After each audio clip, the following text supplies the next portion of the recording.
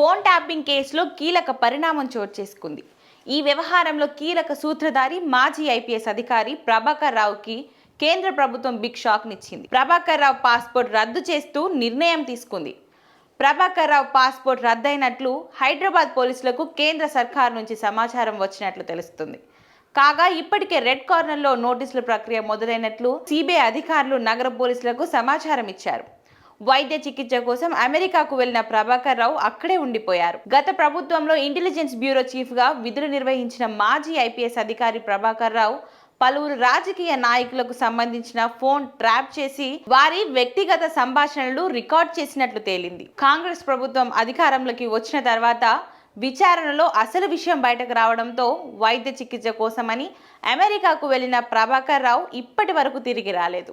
దీంతో ఆయన పాస్పోర్ట్ ని రద్దు చేస్తూ పాస్పోర్ట్ అథారిటీ ఆఫ్ ఇండియా నిర్ణయం తీసుకుంది. ఆయనపై ఇప్పటికే రెడ్ కార్నర్ నోటీసులు జారీ అయ్యాయి. ఇప్పుడు పాస్పోర్ట్ రద్దు కావడంతో అమెరికాలో గ్రీన్ కార్డ్ నిరాకరించినట్లు సమాచారం. అమెరికా కౌన్సిలేట్, కేంద్ర విదేశీ వ్యవహారాల శాఖ సహకారంతో ప్రభాకర్ రావును ఇండియాకు రప్పించేందుకు తెలంగాణ పోలీసులు తీవ్రంగా ప్రయత్నిస్తున్నారు. ఈ కేసులో ప్రభాకర్ రావు, శ్రవణ్ సహా పలువురు నిందితులకు కోర్టులో బెయిల్ మంజూరు చేసింది.